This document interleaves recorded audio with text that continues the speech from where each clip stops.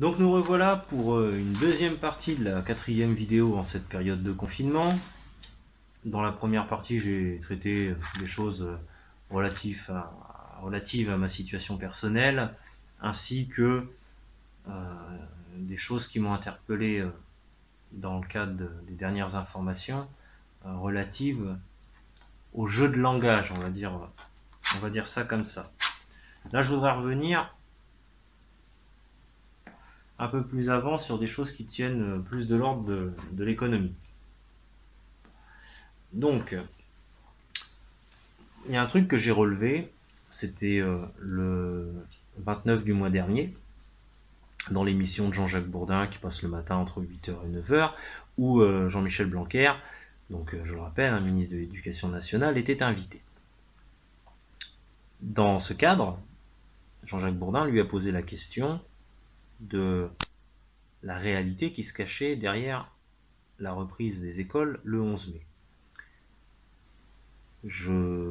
J'ai pu constater que Jean-Michel Blanquer s'est un peu offusqué, s'est peut-être même senti attaqué, et a répondu assez vivement que l'économie n'était pas quelque chose d'indigne, en justifiant que toutes les mesures seraient mises en œuvre pour assurer la sécurité des salariés qui allaient retourner au travail, et que c'était avant tout pour des questions aussi de décrochage scolaire qu'il fallait éviter à tout prix. Je remets pas en question ces aspects-là, peut-être, peut-être pas. Euh, j'ai pas spécialement réfléchi sur cette question-là. Moi, ce qui m'a fait réfléchir, c'est le fait qu'il se soit offusqué et le fait qu'il dise qu'il n'y a rien d'indigne dans l'économie. Et c'est là-dessus que je veux revenir. Parce que ça pose, selon moi, question. Qu'est-ce qui pose question? C'est le fait de faire intervenir le terme indigne. Et ce qui présuppose qu'il y a des choses qu'on considère comme dignes.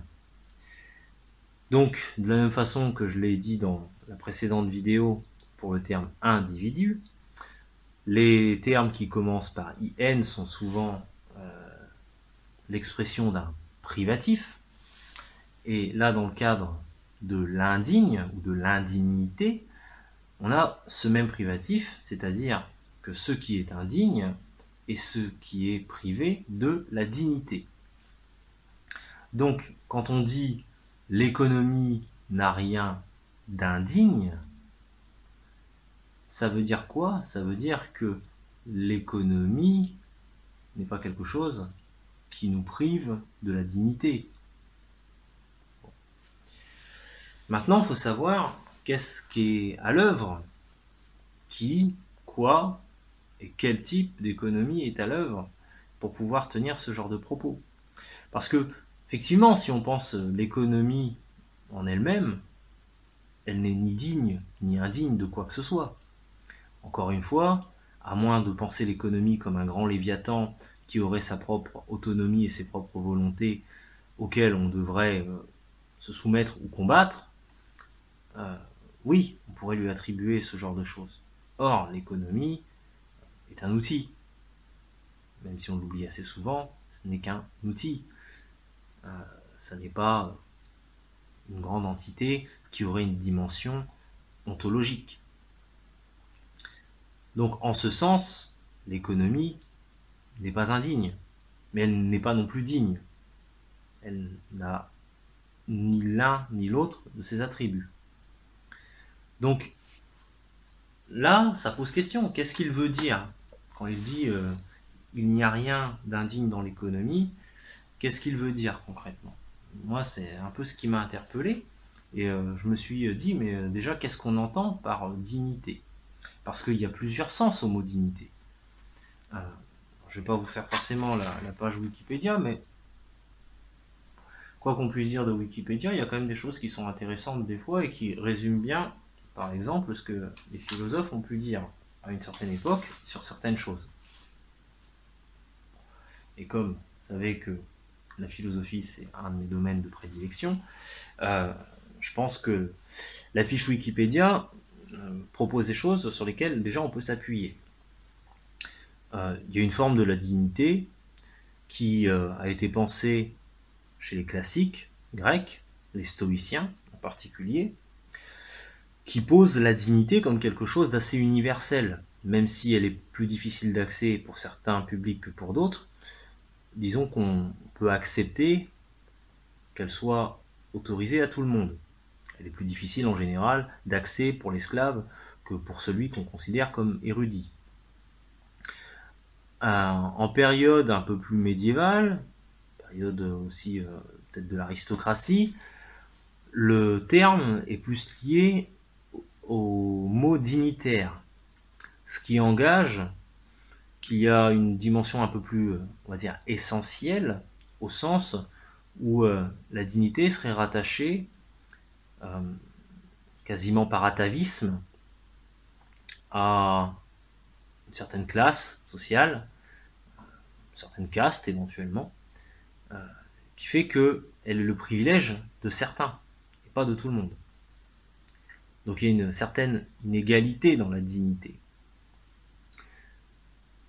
Quand on s'intéresse un peu plus à la période des philosophies des Lumières, et je dirais plus à la période de la grande philosophie allemande, période Aufklärung, etc., et en particulier sur un auteur comme Emmanuel Kant, qui, je le rappelle, est l'auteur des 3 grandes critiques qui constituent la majorité de son œuvre, mais celle qui nous intéresse en particulier là sur ce terme, c'est la critique de la raison pure.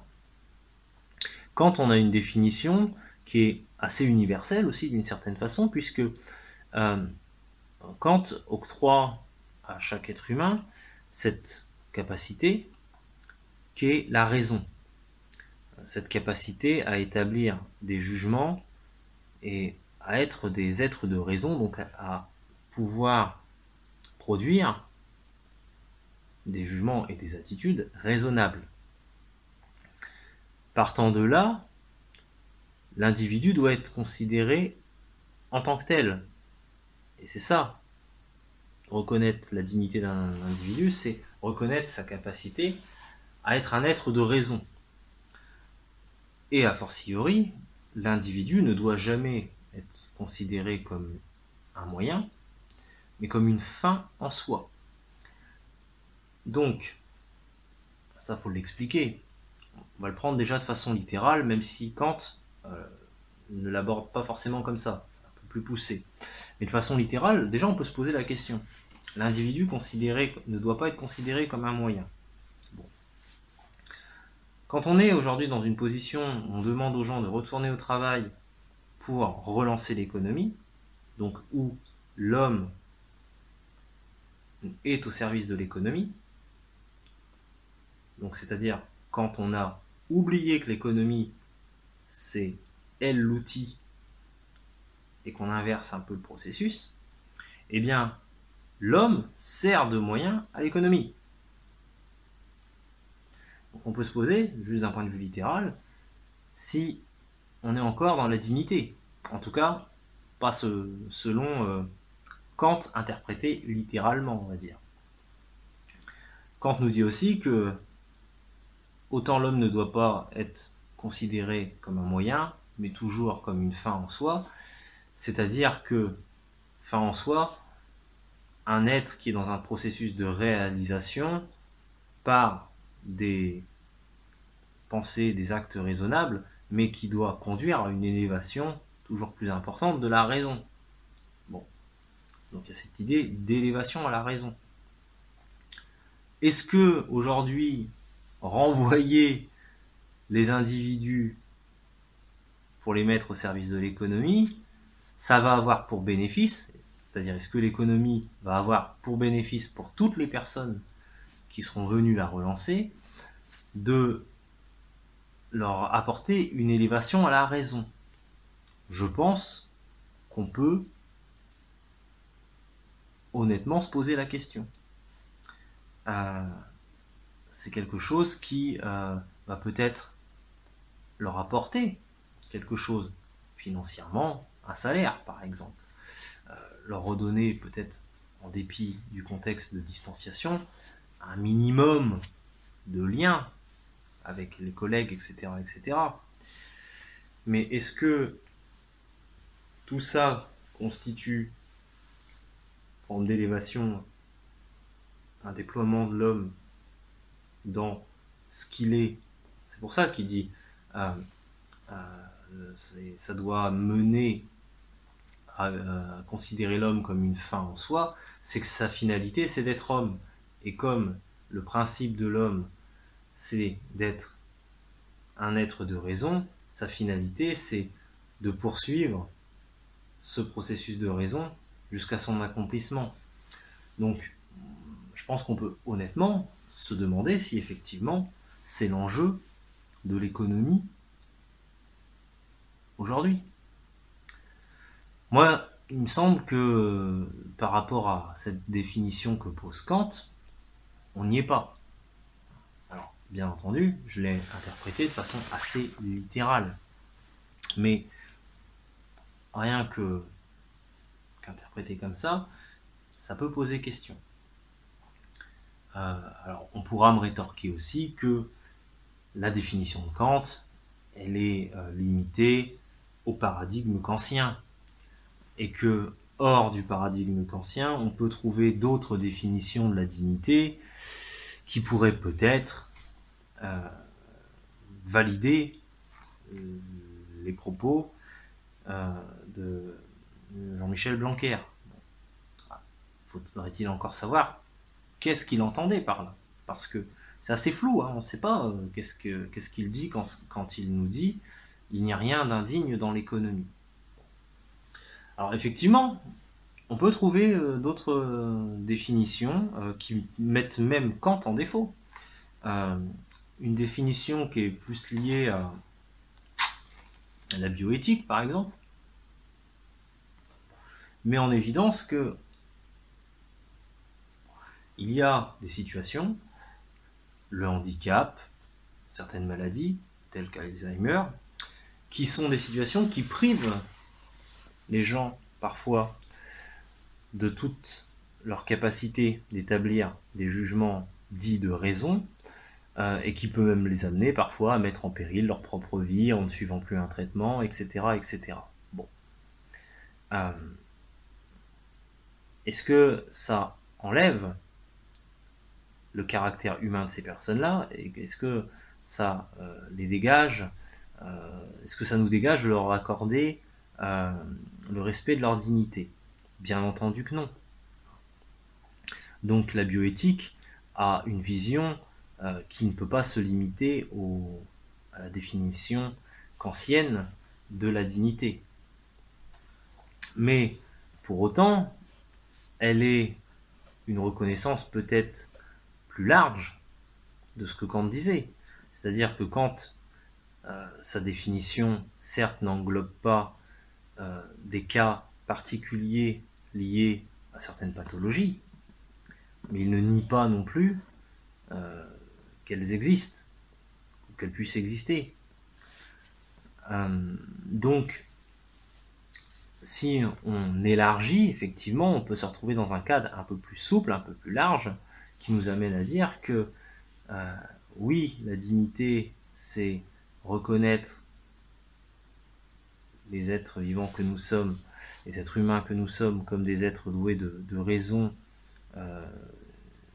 par essence et pour lesquels c'est finalement la finalité, mais aussi que dans des circonstances particulières, privés de cette capacité, nous ne devons pas pour autant être privés de la dignité, et nous devons au contraire assurer que tous ceux qui en sont privés puissent toujours jouir de cette dignité.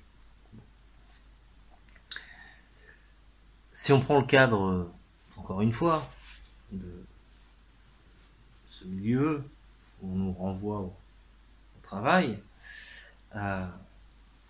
peut-être qu'effectivement, il y a des gens qui n'ont pas forcément tous les éléments pour établir un jugement qui serait raisonné ou raisonnable et qui leur permettent d'évaluer totalement si le choix qu'ils font est le bon ou pas. La question de remettre les enfants à l'école, ça n'a pas été simple pour tous les parents. Beaucoup de parents se sont posé des questions. Il y a des gens qui, dans le cadre même de la sphère familiale et du couple, n'ont pas été d'accord. Bon. Donc il y a des inconnus. Autant il y a des inconnus parce que les gens n'ont peut-être pas tous les éléments pour faire ces choix-là, autant est-ce que l'économie à elle seule garantit qu'on préserve, on leur donne les moyens de garantir que leur choix est raisonnable. Pas nécessairement. Pas nécessairement. Parce que le choix est raisonnable sur le plan où on considère qu'effectivement ça doit tourner parce que ça va engager par la suite d'autres problèmes, etc., etc., si l'économie ne redémarre pas. Mais sera-t-il raisonnable pour des personnes, par exemple, qui dans cette phase-là vont faire partie de ce qu'on appelle assez couramment la deuxième vague et qui seront peut-être fortement atteints au point d'être gravement malades, voire même de décéder? La question, elle se pose. Donc, ce terme qui paraît anodin, moi je trouve qu'il peut recouvrir beaucoup de choses, mais on ne sait pas clairement ce que disait, ce que souhaitait dire Jean-Michel Blanquer quand il a utilisé ce terme-là. Est-ce que c'était un terme un peu malheureux qui est sorti comme ça, sans être réfléchi? Peut-être aussi. Mais moi je pense que c'est quelque chose qui pose question. Alors, au-delà de ça, il y a la dimension judiciaire. C'est un terme qu'on retrouve aussi dans la Déclaration universelle des droits de l'homme de 1948, qui renvoie un peu plus, quand on parle de dignité, au respect de l'intégrité morale et physique d'une personne, ainsi qu'au fait de lui accorder le droit à la vie. Mais là encore, ça pose question, parce que dire qu'on fait en sorte de respecter cet accord de droit à la vie d'une personne, c'est respecter le fait que la personne puisse jouir des conditions qui lui permettent d'assurer ce droit à la vie. Encore une fois, lorsqu'on met des personnes dans une situation qui peut potentiellement, ça n'est pas le risque 100%, mais ça n'est pas non plus le risque 0, donc qui peut potentiellement mettre sa vie justement en péril, au moins sa santé, éventuellement sa vie. On peut aussi, même d'un point de vue plus juridique, d'un point de vue de la définition, la Déclaration universelle des droits de l'homme, se poser la question, effectivement, si on est encore dans le respect de la dignité. L'intégrité, c'est pareil. On a encore dernièrement, je trouve, eu des propos qui pouvaient avoir tendance à être un peu inquisiteurs, à montrer un peu du doigt certaines personnes comme de potentiels futurs mauvais élèves. On engage la moralité de certaines personnes en faisant ça. Il y aurait le bon travailleur et le mauvais travailleur, parce qu'il y en a qui vont retourner au travail et d'autres qui vont peut-être par peur, mais peut-être aussi parce qu'ils ont mieux étudié les choses par rapport à leur propre contexte, peut-être parce qu'ils avaient plus d'éléments, ont peut-être fait un choix qui, au vu de leur situation personnelle, est beaucoup plus raisonnable, vont décider de ne pas retourner travailler. Est-ce que pour autant on doit pointer du doigt ces personnes-là, par exemple? Et là, je pense que c'est un peu l'intégrité morale qu'on pointe du doigt lorsque on se permet de faire ça. Donc encore une fois, on remet en cause une certaine partie de ce qu'on retrouve dans la définition de la dignité dans la Déclaration universelle des droits de l'homme. Donc, vous voyez qu'on regarde les choses sous l'angle philosophique, judiciaire ou autre, c'est très compliqué de comprendre réellement ce que ça recouvre, et que finalement, j'espère, en tout cas, que l'expression de Jean-Michel Blanquer était plutôt une expression malheureuse, parce que concrètement, moi j'ai du mal à entrevoir ce qu'il entendait lorsqu'il a dit effectivement, pour défendre l'idée qu'on remette les enfants à l'école et qu'on retourne au travail, pour ceux qui ne peuvent pas bénéficier du télétravail, bien entendu, euh, je suis assez dubitatif par rapport à cette défense qui consistait à dire il n'y a rien d'indigne dans l'économie. Donc ça c'est un point que je voulais aborder. Un peu longuement certes, mais il méritait selon moi approfondissement. Petit complément par rapport aux vidéos précédentes que j'essaierai d'intégrer, puisqu'en fait ça touche à des choses de l'ordre de l'économie, même si originairement celui qui s'est exprimé à ce sujet-là est un ancien ministre du gouvernement Sarkozy, à savoir Luc Châtel, qui était ministre de l'Éducation nationale, qui avait d'ailleurs probablement été invité pour parler du déconfinement, du pré-déconfinement et de la rentrée des classes qui aurait lieu le 11 mai. Mais étant donné qu'il est aujourd'hui président de la plateforme automobile, il s'est exprimé sur des questions économiques liées à l'industrie et particulièrement à l'industrie automobile. Alors, il n'échappera à personne que c'est une industrie qui nécessairement mobilise énormément de personnes, énormément d'autres secteurs d'activité au-delà de l'automobile pure et dure, on va dire, et que une telle industrie en crise, c'est le gage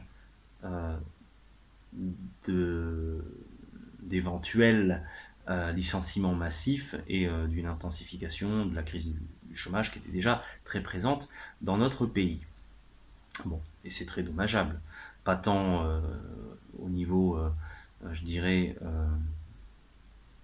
du capital pur et dur et des actionnaires qui en sont les bénéficiaires, que tout simplement des salariés qui sont liés à cette économie et qui vont être les premiers à en pâtir. Maintenant, je pense qu'il faut en remettre les choses dans leur contexte, parce que quand il évoque ça, il l'évoque sous couvert d'une inquiétude que cette industrie-là redémarrera peut-être de façon molle et lente, selon ses termes, ce qui serait un drame selon lui, parce que nous n'avons pas vendu de voitures ces 2 derniers mois. Alors, quand on recontextualise, moi ça me paraît cohérent qu'on n'ait pas vendu de voitures ces 2 derniers mois. Quand on est dans un contexte où on nous incite fortement à limiter nos déplacements d'un point de vue de la distance, d'un point de vue du temps qu'on passe à l'extérieur, conditionné par des motifs bien précis, fallait pas s'attendre à ce qu'on utilise énormément les transports en cette période, ni même qu'on achète énormément de véhicules en cette période, qui justement nous engagent plutôt à restreindre leur usage. Donc le contexte, pour moi, il se pose là, quoi. Donc je vois pas trop pourquoi il s'en étonne quelque part. Concernant l'avenir, effectivement, on a bien en tête les conséquences que ça peut produire. Maintenant, est-ce que on peut attendre que les gens achètent des voitures demain? Est-ce qu'il y aura un public pour ça? Alors il y en aura forcément un, c'est-à-dire qu'il y aura des personnes qui ont le désir et les moyens financiers d'acheter des voitures. Peut-être aussi que certains auront vécu ce confinement de telle sorte qu'ils se diront la vie est trop courte, il faut en profiter, on se fait plaisir, on achète une voiture. Bon, ce sera une partie de la population. Mais compte tenu du fait que une large partie de la population qui a vécu cette période avec difficulté, déjà de base, qui ont peut-être rencontré de nouvelles difficultés suite à la perte d'un emploi, une baisse de salaire, etc., etc., vont avoir des priorités et des préoccupations qui seront, à mon avis, beaucoup plus de l'ordre des nécessités impérieuses, s'alimenter et payer son loyer, par exemple, que d'acheter demain une voiture. Et quand bien même ils y penseraient, ils n'en auront de toute façon probablement pas la possibilité. Donc, c'est peut-être ça qu'il faut se demander aussi pour l'avenir. Est-ce qu'on aura un public? Alors, je pense qu'il a ça à l'esprit, puisqu'il évoque le fait qu'il ne va pas falloir simplement trouver des acheteurs, mais donner envie d'acheter de nouvelles voitures. Donc, clairement, créer une sorte de besoin artificiel, c'est pas forcément négatif, hein, beaucoup de choses, hein, on crée des besoins artificiels, de façon à faire venir des gens, de façon à vendre. Bon. Soit, c'est une possibilité.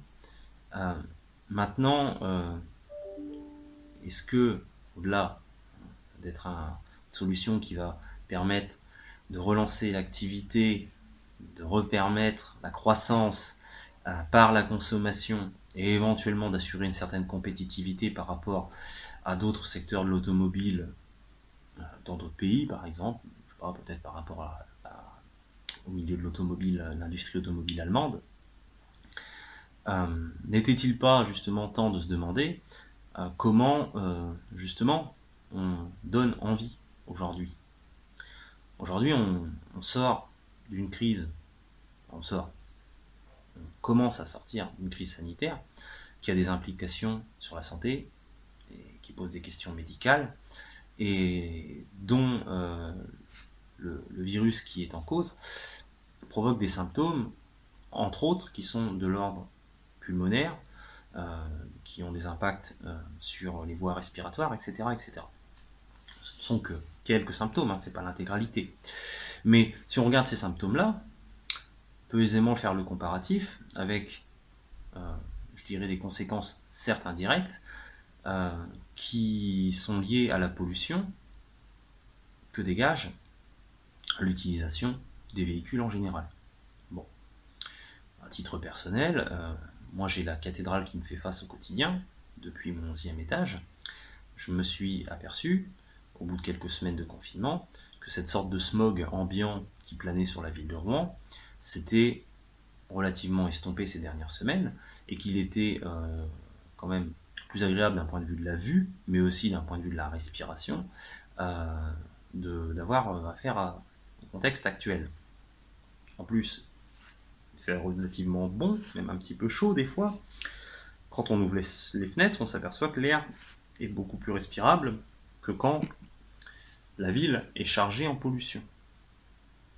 Donc quelque part, ce serait une stratégie de se dire, eh bien, l'industrie devant redémarrer, devant essayer de limiter la casse au maximum, et répondant à un besoin qui aujourd'hui est cohérent par rapport à la question sanitaire, nous allons nous engager effectivement à redémarrer l'automobile, mais en intensifiant la voie, on va dire, des énergies plus propres. Pas propres totalement, mais plus propres. Bon. Bah, c'est quelque chose qui n'a pas forcément été évoqué, ou du moins, quand le journaliste a posé la question, ça a été un peu balayé rapidement. Il a été évoqué qu'effectivement aujourd'hui ça peut représenter une part d'à peu près 5-6% du parc automobile, ce type de solution, et que malgré tous les investissements, les campagnes autour de ça, le secteur, je dirais, de l'énergie plus chimique lié à l'automobile était encore prédominant, et qu'il avait encore de beaux jours devant lui. Pour autant, est-ce qu'il ne faut pas changer ça? Est-ce que parce qu'il a encore de beaux jours devant lui, il faut le laisser continuer? Je pense que la question se pose. Alors, peut-être parce qu'on a encore des réserves suffisamment importantes qu'il ne faut pas perdre économiquement de l'argent sur ces réserves-là. Mais compte tenu de la dépense qui n'est pas liée qui est pas comment on pourrait dire, supportée par l'automobile elle-même et par l'industrie de l'automobile elle-même, mais compte tenu des dépenses qu'engagent toutes les conséquences liées à la pollution sur la santé des personnes, infections pulmonaires et autres, tout au long d'une année, et des coûts que ça engage pour l'assurance maladie, etc., etc., si on parle d'économie au sens large, ça a du sens en soi. Quand on parle de préservation aussi, tout simplement de la vie humaine, ça a du sens. Parce que c'est pas parce que c'est plus étalé dans le temps et que c'est peut-être plus indirect ou invisible que la mort d'un individu suite à des problèmes respiratoires liés à la pollution, elle est moins grave que la mort d'un individu suite à des problèmes respiratoires liés au coronavirus. Il n'y a pas de graduation dans la perte qui pourrait permettre de dire que d'un côté c'est moins grave que de l'autre. Moins visible peut-être, mais pas moins grave.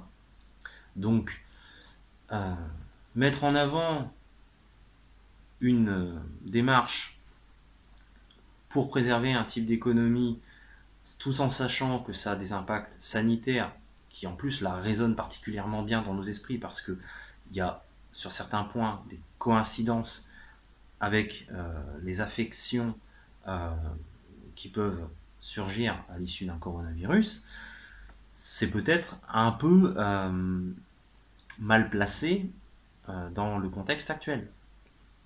Il aurait peut-être été un peu plus de bon ton d'envisager des solutions alternatives, d'être créatif.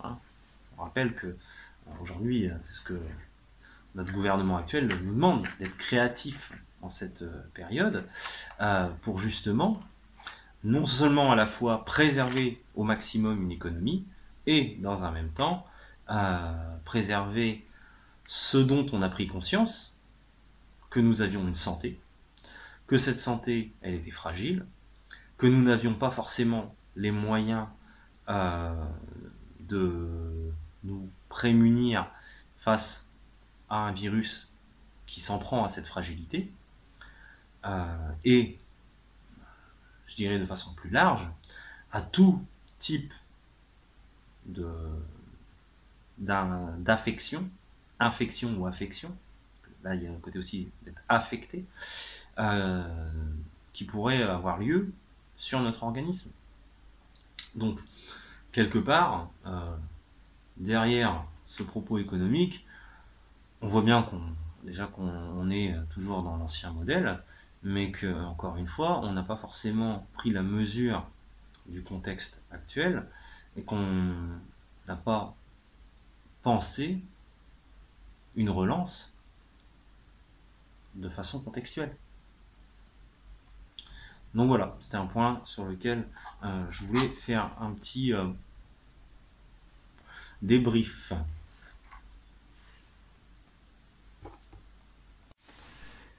Complément de vidéo, toujours en lien avec l'économie. Il y a un rapport actuellement qui tend à parler de la crise économique qui nous attend dans quelques temps et des solutions qui pourraient lui être apportées, de sorte à l'anticiper et à la menuiser, on va dire. La question n'est pas de l'éviter totalement ni de la résoudre, puisqu'on sait que, compte tenu de son ampleur, elle aura nécessairement un impact sur l'ensemble de la population. Ça amène à la question du coût. Elle aura un coût sur la population et sur toutes les implications que ça peut avoir. Alors, il faut savoir que ce rapport, il n'a pas été commandé par le gouvernement. C'est un petit peu un rapport, on va dire, indépendant. Alors, je mets des gros guillemets, puisque l'institut en question fait état d'un certain nombre d'affinités avec le MEDEF. Donc, ça implique aussi que dans ce rapport, on ne trouvera comme piste de solution que certaines solutions qui ont une orientation bien précise et qu'il ne faut pas s'étonner que certaines pistes ne soient absolument pas envisagées. Donc voilà ce que je peux dire. vous aurez compris que les pistes envisagées vont reposer énormément sur le salarié et sur le citoyen lambda. Ça pose cette vraie question de savoir est-ce que effectivement il est de notre ressort d'amortir ce coût à venir. Déjà, est-ce qu'on le peut et est-ce qu'on le doit? C'est deux questions bien distinctes, mais ça peut valoir le coup de se les poser, dans la mesure où on amortit déjà certains coûts actuellement par rapport au moins à la crise sanitaire, puisqu'il y a le coût de la crise elle-même, alors coût financier bien entendu, pour tous ceux qui ont perdu leur emploi ou qui ont vu leur activité diminuer. Même les gens en chômage partiel ont perdu de l'argent. Le chômage partiel ne couvre pas l'intégralité du salaire.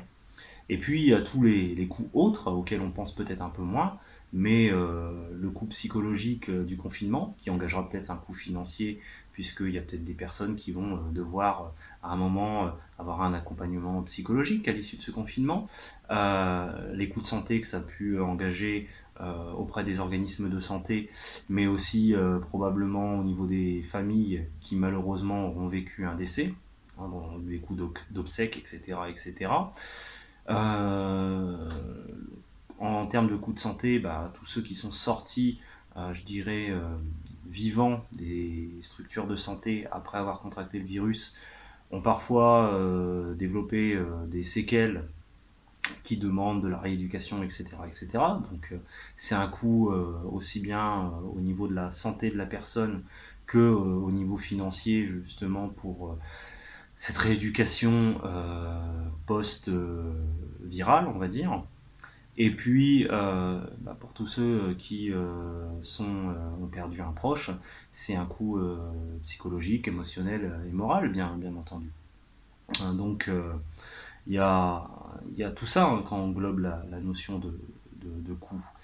Euh, Au-delà de ça, on voit aussi que, en dépit des maigres solutions qu'on ait, aujourd'hui c'est le masque principalement, ça représente aussi un coût. Alors, un coût pour l'État, un coût pour les collectivités, mais aussi pour l'individu lambda qui achète par lui-même en pharmacie ou en grande surface ou chez le buraliste ses masques. Donc tout ça, on est déjà dans une phase où on est appelé à contribution pour l'amortir.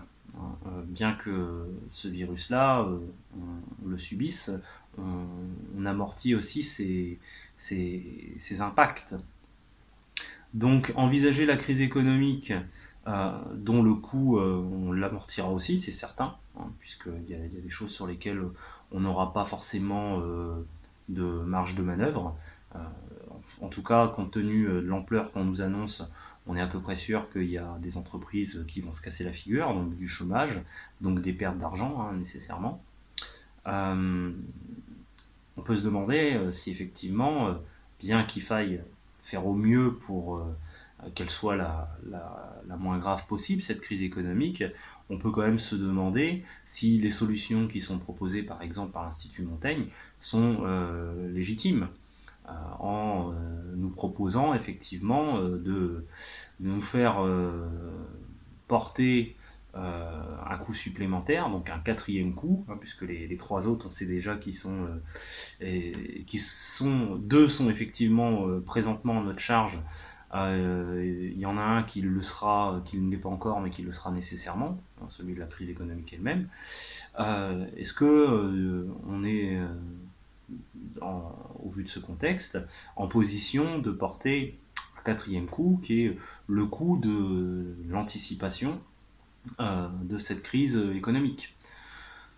Je pense que c'est une question qui est assez légitime, au moins de savoir si on en est en capacité, si on le peut, si on le doit éventuellement.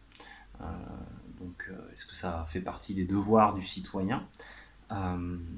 Et si, puisque aucun devoir ne doit être normalement indépendant de la notion de droit, quel quel droit ça pourrait nous octroyer, à quoi on peut prétendre si effectivement on participe à assumer le coût anticipatoire de cette crise économique.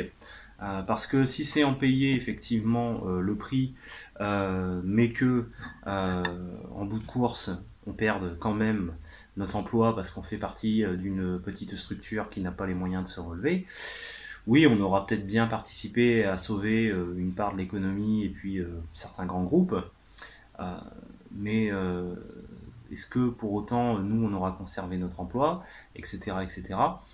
Pas nécessairement. Donc je pense que ça demande un minimum de réflexion. Et sans mauvais jeu de mots, ça vaut le coup, là pour le coup, de s'y intéresser. Donc voilà, c'était la deuxième partie de cette vidéo concernant plutôt des choses de l'ordre de l'économie. Il y aura une troisième partie qui concerne plus les médias, les systèmes d'information. Je vous invite à aller la voir si ça vous intéresse. Sinon, auquel cas, moi je vous souhaite dès maintenant une bonne continuation, en espérant si vous reprenez le travail que ça se passera dans les meilleures conditions possibles et surtout avec les conditions sanitaires adaptées. Et d'ici là, je vous invite à prendre soin de vous et de vos proches.